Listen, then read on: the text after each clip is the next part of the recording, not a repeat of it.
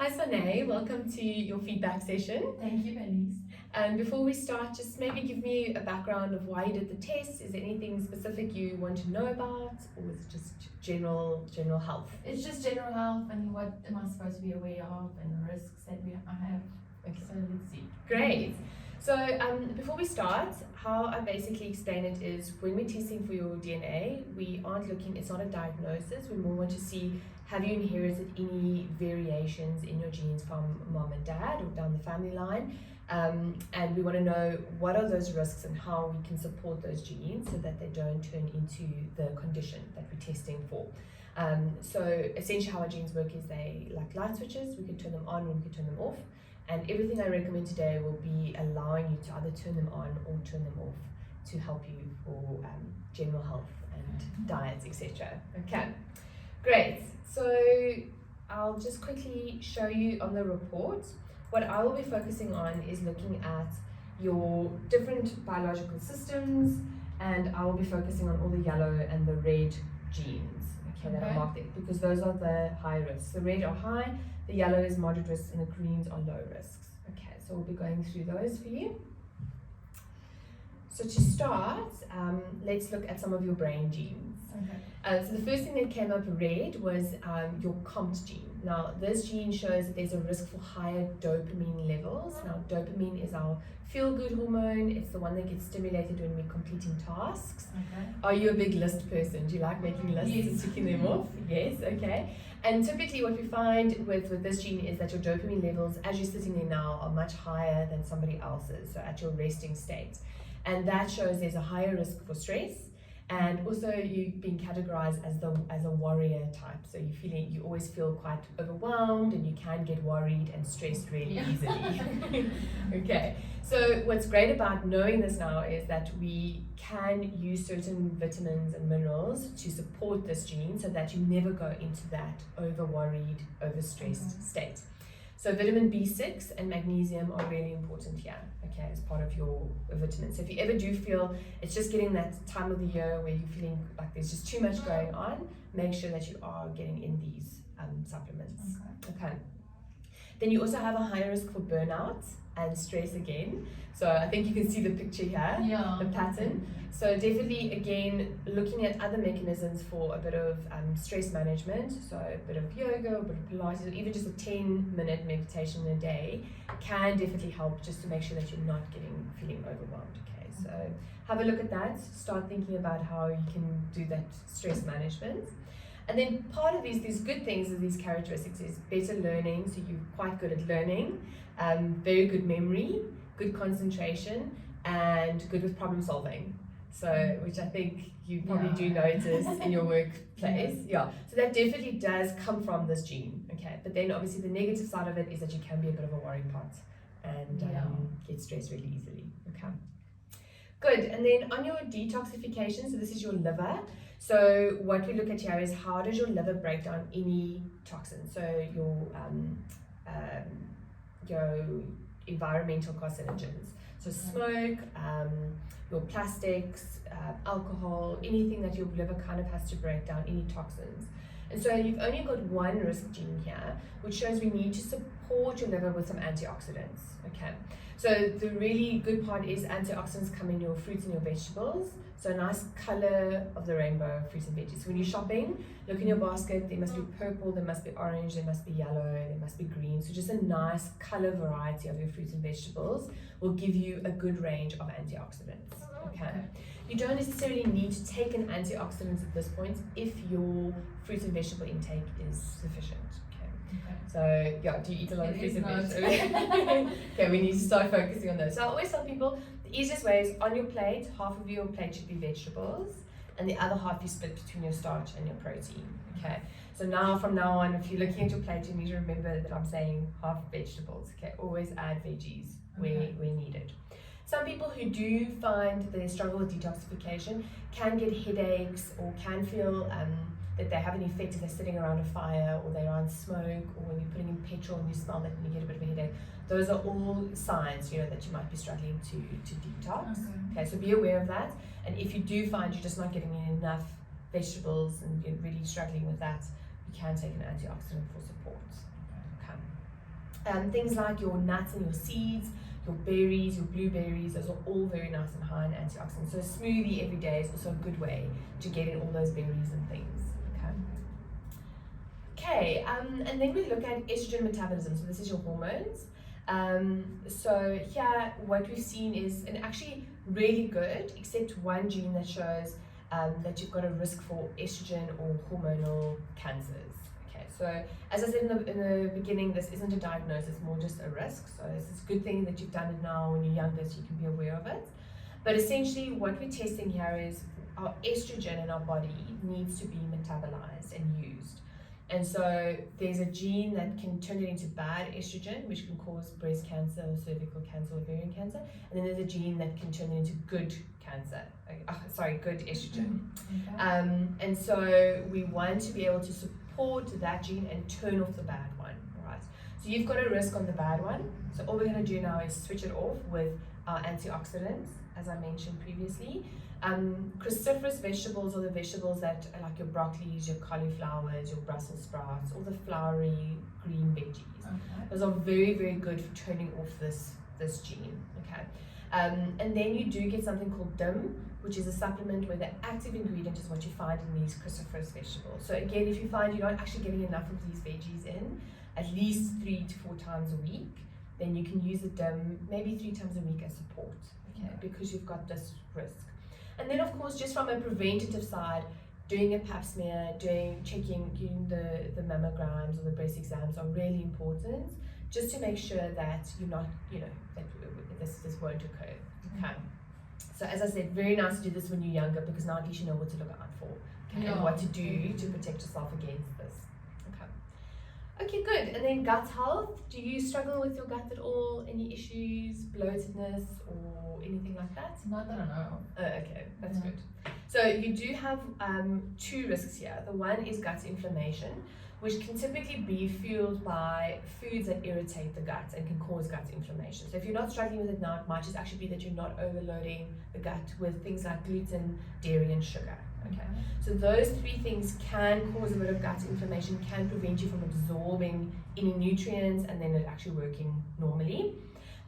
So what we try to do here is make sure you're reducing sugar in the diet, because that loves inflammation. And if you do ever feel bloated or uncomfortable, look back and think back, did you have a lot of gluten maybe in the last day or 2, or a lot of dairy? And then okay, let me just reduce that a little bit, just to make sure that we're reducing that gut inflammation. Okay. And then from a kind of helping the gut, omega-3 is really, really good because it's anti-inflammatory. So just getting in an omega-3 supplement every day is not a bad idea, because omega-3 typically comes from our fish, our oily fish, which you don't always get in. Okay, so that's good anti-inflammatory. Do you take any supplements at the moment? No. Nothing. Chronic medication. Okay, so definitely omega-3, not a bad idea. Okay. And then if you do find your gut also isn't working so well, it's not regular, a probiotic, not a bad idea, just to restore all that gut flora and kind of restore all those hochas in the gut. Or things like yogurt, your kefir, your kombucha, those probiotic-rich foods to have every day. Okay. And then second one, do you ever struggle with sinus symptoms? No. Nothing. Okay, lucky. So there's a gene here. It's moderate, so it's yellow. So I'm not surprised that you might not struggle. But it basically means that you might not have the enzyme that breaks down histamine in the body.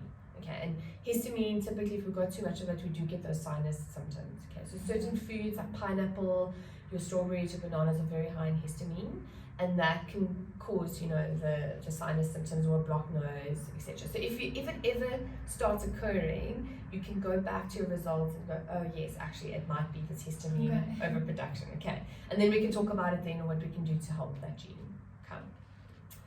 Okay, cholesterol, have you ever checked your cholesterol levels? I think once, and it was actually looked like. Okay. Because I know family has a lot of trouble with it. With cholesterol, okay. Yeah. Okay, that makes sense. So there's 2 genes here. The one shows that your HDL, your good cholesterol, could typically be lower than we want it to be, and we actually want it high. So it is important to check your cholesterol every year, because we can't feel if we have high cholesterol. And then when you do check it, do the full lipogram, the full profile. So you can go look at the HDL. So I always say H for high, HDL, and LDL is a bad one, so L for low, must be low. And see where you sit. So if the HDL is low, we need to give more fiber, more plant fats, not animal fats, and a bit of exercise can push up that HDL. Okay, and then your triglycerides are also your bad cholesterols. And those ones come from like your cake and your biscuits and your rusks and those kind of sweet and buttery kind of baked foods can typically push up your triglyceride levels. Okay, so just important, go and test your cholesterol yearly, go do a full lipogram, and then we can take it from there to see what it looks like and what we can do further. Okay, and then inflammation came up as quite high risk. Okay. So is it something, do you ever have like sore joints or anything like that? Is it? No, I struggle with my joints. Okay. With my ankles. Is it? Okay. Yeah. So you definitely have a risk for chronic inflammation and quite an active inflammatory response. So if you ever do stub your toe and it swells, it could be a lot more inflammation than maybe expected. Or your sore joints could be a bit of inflammation in there. So as I said previously, from a diet perspective, sugar does make that inflammation worse. So we definitely want to reduce any sugar in the diet. Your omega-3 is definitely anti-inflammatory, so I think that's important for you. And then an anti-inflammatory diet is very much like a Mediterranean style diet. So imagine you live on an island and everything around you is what you can eat. So plant fats, your plant proteins, your chickpeas, your lentils, those kind of things. Reduced red meat, so once or twice a week. And then your fish and your chicken, your white meat. And then lots of fruits and vegetables. Okay, so remember, half that plate veggies and the other half we split between the two. Okay. And that is naturally anti-inflammatory. So at least you won't be giving your body a lot of inflammatory foods or processed foods that can cause more inflammation there. Okay. Then bone health, interesting that you also say you've got a bit of joint pain. So you do have a high risk for osteoarthritis. So definitely building up and helping that inflammation now at a younger age can also just help with your joint health. It is important to check your vitamin D levels because that does help with the absorption of calcium and can also help with joint pain. So you must just check your vitamin D and supplement accordingly if need be. Okay. And then collagen breakdown and formation was also high risk. So it does show that you've got a risk to break down collagen quite quickly. So probably putting in a collagen supplement every day can also assist with the joint pain. Okay. So I often say just to add the collagen to your water, mix it in, or if you're drinking a bit of vitamin C, mix it in there, and just make sure you're getting that in every day. Okay, and then blood glucose. So fortunately, no risk for type 2 diabetes or anything like that, but there is a risk for insulin resistance, which I do think a lot of us have. You often see a risk here. But insulin resistance is typically when the body gets overloaded with any glucose, which we get from our starch and from our sugars. Everything does contain glucose. So if we're overloading the body, it can't keep up with breaking that sugar down. And then it can't send out all that insulin to break it down, and then you become insulin resistant. And then that sugar goes and it stores as fat, especially around the tummy. Okay, that's what we typically see, insulin resistance. So it's not to say you need to cut out carbohydrates, but it's more about focusing on good quality carbohydrates. So brown starches, whole wheat wraps, whole wheat seeded loaf, low GI foods. The fruits and vegetables. All the low GI things. Exactly, all the low GI things. So as long as that sugar can be constantly managed and it's not spiking so that your body has to try and get all that insulin out to break it down. And then of course also just eating a protein with a starch. So it's not like a cookie on its own, but rather having some cheese, some cottage cheese, some hummus, maybe a bit of ham, something with that with that starch, so that the sugar doesn't get spiked all the time. Okay. Or if you're having something like pasta, it's not just pasta and a sauce, but pasta with vegetables and a protein, so that that pasta can get broken down really slowly throughout the day. Okay. So it helps to take a protein with the starch, definitely. Okay. I know often if we're in a hurry, we just kind of grab something and munch on it, or like a slice of toast or something, but we rather want a nice protein on it as well. Okay, and then your thyroid. So there is a risk for an underactive thyroid. Have you ever checked your thyroid? Yes, I had a problem with it. Is it? Yeah. Oh, interesting. Okay. Yeah. So yeah, we did find a high risk for an underactive thyroid. Obviously, taking medication to help with that, is beneficial. So yeah, are you on any medication at the moment? No, not at the moment. I wasn't on Altroxin. Okay. Yeah. Okay. For a while, but not anymore. Okay. Yeah. So just also be aware that it's something you should probably check every few years, Okay. especially with your history and then showing up on the DNA. Okay, and then last on the health and wellness is my favorite gene, is the circadian rhythm. So this determines if you are a night owl or an early bird. So what would you say, are you more productive in the morning or at night? It depends. Yeah. But I think more in the mornings. I'm friendlier in the mornings. Oh, okay, Yeah. interesting. And what time do you typically go to bed? Around about 9, 10. Oh, okay, so quite early. Yeah. And then can you easily skip breakfast in the morning? Or Yes, is it important? definitely. Okay. So Okay. important, yes. So your circadian rhythm came up as red, so risk for being a night owl. That's why I'm quite surprised, because night owls are more productive at night and like to go to bed a bit later. So Oh, okay, yeah. 12, 1 o'clock in the morning. So maybe when you were studying, did you ever work Yeah, I late at studied night? in the night. Okay. Yeah. Okay, that makes sense. And night owls can typically skip breakfast, so that's why I asked. Because your body clock, your internal body clock, almost shifts that it's more productive at night, so between 10 and like 2 in the morning. And as a result of that, sometimes then you may snack later at night, especially when you're studying. Person you kind of Yeah. you're awake later, so you're still getting in calories when everybody else is sleeping. And so your metabolism only really wants to get kick-started later that morning. That's why you can typically skip breakfast. So if you're a night owl and your body clock is still sort of sleeping at 6, 7 o'clock and you're trying to wake it up now with eating, it's not going to want to. So for you, night owls are shown they can actually do quite well with intermittent fasting. So eating for 8 hours in a day and then actually fasting for 16. That's kind of the longest. Yeah. But a person can start with fasting for 12 hours. So the last time that you take any calories in is, let's say, at 8 or 9 o'clock at night. That's a coffee or a tea or anything with milk, any calories. Okay. And then you wait 12 hours till the next morning, and then you can have your anything again with calories. Okay. So if 9 o'clock's the last time, 9 o'clock the next morning, you can break that fast. Okay. You can have black rooibos tea or even a black coffee or anything like that. Just no calories in that time. Okay. So this is one of the things that we see the most with people is eating according to your body clock, and that way some people we do find has slept better, they lose a bit of weight, etc., because you're actually eating not haphazardly. So it's not one night at 9 and 10 o'clock at night and the next day 12 and then the following day it's different. So try and eat and sleep almost at the same time when you can. Okay. So of course, if you have children, it's a bit more difficult sleeping at the right time.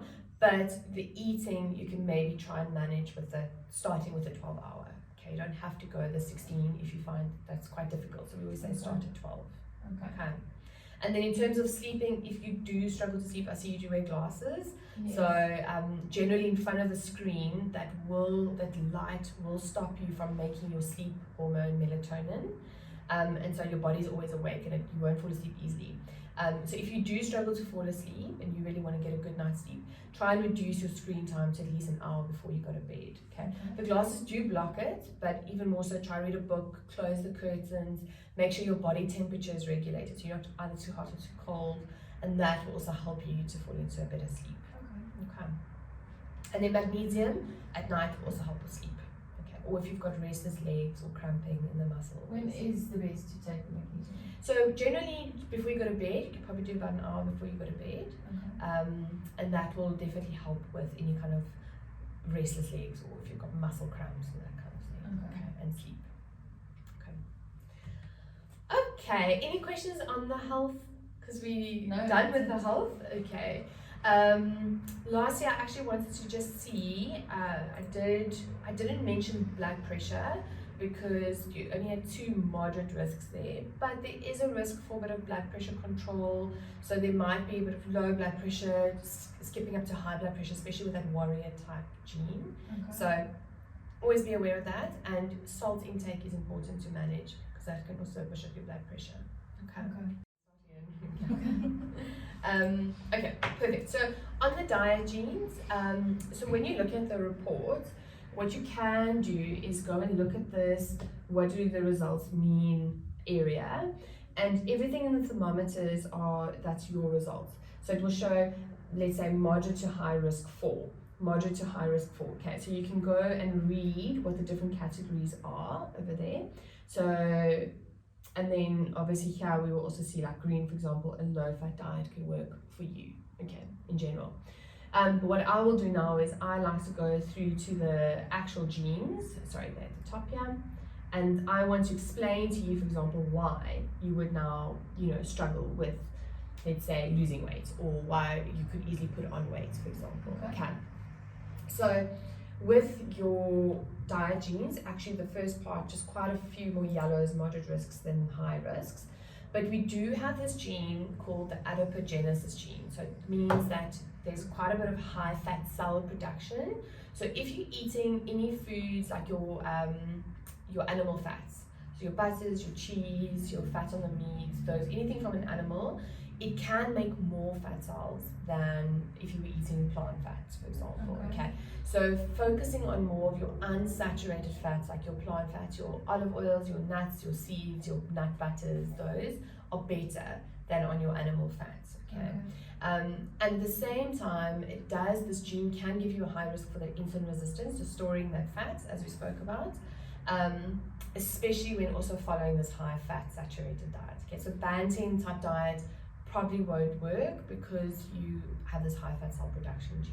Okay, and at the same time, and actually I see this with everyone, this gene specifically, at the same time it is also the thrifty gene, which can store fat really easily. So that fasting that I spoke about earlier can just help your body use anything that is currently got as fat stores, because think about our ancestors, they didn't eat for days on end, so their bodies were adapted to use whatever they ate that first day for the next 4 days. They stored that fat and energy. So for us, we always have access to food, so we actually just want to give our bodies that break so they can use any existing energy and fat for energy. Okay. And then part of this with exercise is focusing more on high intensity exercise. So that's not to say you need to go and do weight training or high intensity training, but if you like walking, you would need to then go and walk up a hill, or a fast, like kind of speed walk, and then slow down. And so just to get that heart rate up so that you can kind of challenge the body to then burn those fats. Okay, taking the stairs, that kind of thing, just getting that heart rate up at times. Okay. Great. With the supplements here, and omega-3, still very beneficial. And then you can also consider a carb support, like the Geneway carb support, for example, because that will help with that insulin resistance risk, break down any carbohydrates, and just help you digest those carbohydrates, okay, to reduce that insulin risk. And then we've got thermogenesis, so that is how does your body break down fat. Okay, so interestingly, when we're eating, if we have a Coke, for example, that kind of goes in and out of the system because it's refined sugar, so your body uses it quickly, and you almost feel you've got a lot of energy, and then you'll feel really tired after that. Yeah. Whereas when we always talk about low GI, it's constant breaking it down. So with thermogenesis, it's the same thing. Your body needs to work hard to break that food down. So it almost kind of boosts its metabolism with thermogenesis. So with a Coke, it goes in and out and it says, oh, that was very easy, done. Got all the nutrients out of that, finished. Where with a low GI food, it's got to work to break it down because there's fiber and there's nutrients and there's carbohydrates. So it's really got to work to break all of that down. Okay. So for you, there's a risk that you need to, that thermogenesis might not work so well. So we have to then support it with low GI foods. Okay, like we spoke about. Okay, and then you've got a high risk that you might struggle to absorb or break down fatty acids. So that's typically, again, those fats. Okay, so a high fat diet won't work for you because your body can't really break those down. Okay, and so to help this is something like a CLA, which is almost like a fat block supplement, your berberine, which comes in the carb support, so that's already sorted, and then vitamin D can also help here. Okay, just to help break down any of those fatty acids from your plant fats and animal fats. Okay. And then you are more likely to skip meals. So we saw breakfast, not the important meal of the day, which does speak to that circadian rhythm. Okay, so all we need to do now is just make sure we're following the right time frame when you should be eating. And so also make sure if you are at work, for example, and you're working and you're busy, don't skip a meal, rather have a shake or something that you can drink that's still a meal replacement. So because if you're skipping meals, your sugar's going to drop, you're going to crave, and then you're going to want to just grab anything you can find a bit later. Okay, so try and discipline yourself that if you haven't packed a lunch, that you do have a shake option or an emergency option that you can then just drink at work. Okay, so that you've got those sugar levels up again and everything stays constant. Okay. And then we've also got the risk of a slower metabolism, and then again that increased risk for insulin resistance. So I definitely think by you low-fat diet, focusing on good quality carbohydrates, and then that half plate vegetables, because if you're doing half plate veggies, you're already managing your portion sizes with your starch, as long as it's good quality starch, and then your quality protein as well. Okay. Inflammation can definitely also play a role with weight loss. Okay, so if there is inflammation in the body, we don't want to make it worse by now going and picking up a lot of weight or over gymming or anything like that, because that can also cause inflammation. At the same time, something like insulin resistance can also cause inflammation. So that's why I like to start with a health test, so that we can first focus on how do we fix that and how do we help there, and then naturally you will also see a difference in weight loss because it's helping inflammation and insulin resistance. So type of diet, low fat, moderate carbohydrate, moderate protein diet. Okay, so I think everything we've spoken about has now actually led up to this, and this confirms in the DNA. And when we talk about low fat, we don't always want to we want to look at portion sizes of your fats. So your avos, your nuts, it's not a whole avo, it's a quarter avo. Not putting olive oil on everything, not deep frying everything. So really just focusing on more of your fresh foods, not fried and lower fat foods, okay, and then plant fats. Okay, and then interestingly, you've got a poor exercise responsiveness.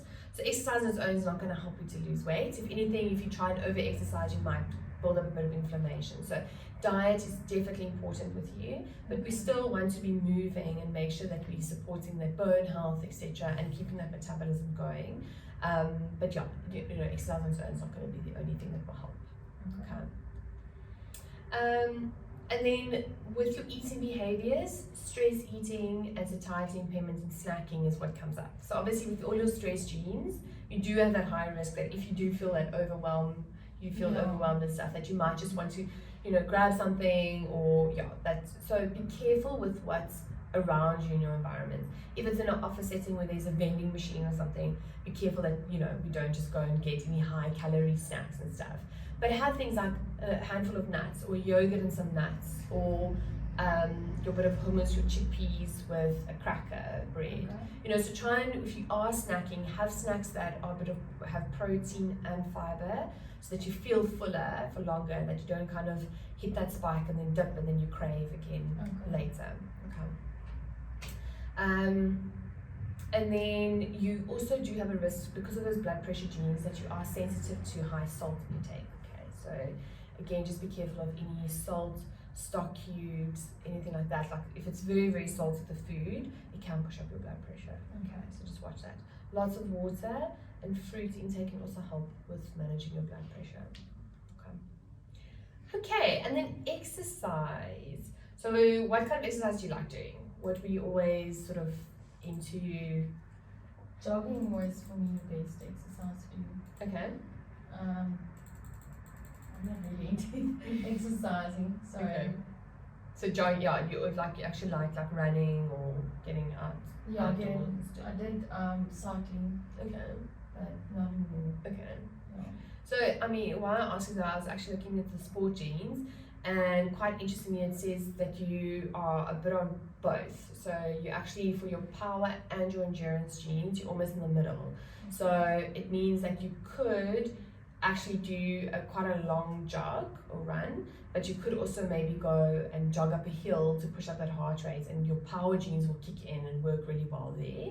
Same with the cycling. Probably something like mountain biking you could be quite good at, because it's power but also endurance. So you can go for a long time, but you can still work the power. Okay. Whereas if your endurance genes were better, we would say road cycling, because you can go for much longer, but it's not a lot of power. Okay. So yeah, as I mentioned, start off with just doing, if it's walking or if it's over a weekend, walking dogs, etc. But then try and walk up some hills or do a bit of hiking. Find ways to push up that heart rate so that you can get you can do build this thermogenesis and break down any existing fats, etc. So what we do have on the sports report, and I'll just get it up for you here, is something called the MET system. So it determines, as we're sitting here, how much energy are we burning, okay? Well, obviously when we walk we burn more, when we run we burn more, okay? So that looks at the intensity and the duration of the exercise. So on your sports report you've got this table here, and you'll see each exercise has a different MET hour attached to it, okay? And so you'll see walking, for example, is a very low MET hour per hour, where then jogging or hiking is higher. Okay, so we want to always aim between 3 and 6 METs per hour for most of our activities. Okay, so I always tell people when they're walking, make sure you've got your tackies on. It's not just walking after work, and make sure that you are out of breath. It must actually be quite difficult to have a conversation, and that's how you know that you're actually having a nice intensity of walking. Okay, and so on your actual results, when the little summary here, it says you need to achieve 15 to 20 MET hours a week. So when we're looking here, we want to then be able to say, okay, let's take walking here uphill, or jogging walking combination. So that's 6 METs. So if you can achieve that, let's say three days a week, that counts in an hour each. That counts for 18 METs. Okay. But how long do you need to exercise to actually get the MET hour? The actual 6, Yeah. an hour, Okay. a full hour. So this is then per hour. So if you, for example, wanted to do half an hour, then you would count it as 3 METs. Okay. So let's say you only had half an hour, and you said, okay, but I've got 4 days to exercise. Then that's 12 METs for those 4 days. And then your minimum is 15, so then you're almost there. Okay. Or if you've got time, rather do an hour and then you've got the 6. Okay. And then of course, as you progress, you can then go up to the higher intensity MET, activities like jogging or mountain climbing, or etc. Okay. And then you can build it up, and then you can go even less time because you've got higher METs. Okay. Okay, great. Okay, so then in terms of recommendations, just bringing everything together that we spoke about. So high fiber sources in the diet. So looking at that low fat meal, half plate veggies, half plate protein and starch, including quality starches. So all your fiber, whole grains, low GI foods. Include things like chickpeas and lentils. You can add them to your curries or to your salads or to your mince, because they are nice and high in protein and in fiber. To actually make you feel quite full. And then remember, the skins on your vegetables, like your potato and your sweet potato, are also nice and high in fiber. So that's super important for the gut. Okay. So include those. Then I think the next thing that we should focus on is restricting the time restricted eating. So doing that 12-hour fast to start, just to give our bodies that break to use existing fat stores for energy. Okay. And then for any sweet cravings, make use of things like date balls, cocoa powders. You get sometimes either skinny hot chocolates that you can use if you feel like something sweet. Peanut butter, like some peanut butter on an apple, that's actually quite nice. I don't know if you've ever tried that. No, but it's delicious. So try that if you've got little sweet cravings, especially on 4 o'clock in the afternoon, when you're craving something. And then typically what can work for you is actually 2 main meals and 1 to 2 snacks in a day, if you're only going to eat a bit later. Okay, so you can almost break your fast with a breakfast and then have a smaller meal and then a snack and a dinner type of thing. Okay, so just see what works for you. And then in terms of the supplements that I think are important now is definitely the magnesium. So having that at night, remember that also helps with the brain health, that COMT gene, your B6 for that COMT gene, the carb support, definitely for the insulin resistance risk, an omega-3 for the inflammation. If you find your stomach isn't as great as you'd like, you want to be more regular, you can do a probiotic for a month or two just to put back all that gut microbiota. And then your vitamin D depending on the blood results, and then possibly an antioxidant or a DIM for that estrogen, those estrogen risks depending on your vegetable intake. Okay. And then if you want to do any blood tests arising from this, definitely yearly blood sugar, your lipogram for your cholesterol, your thyroid also regularly.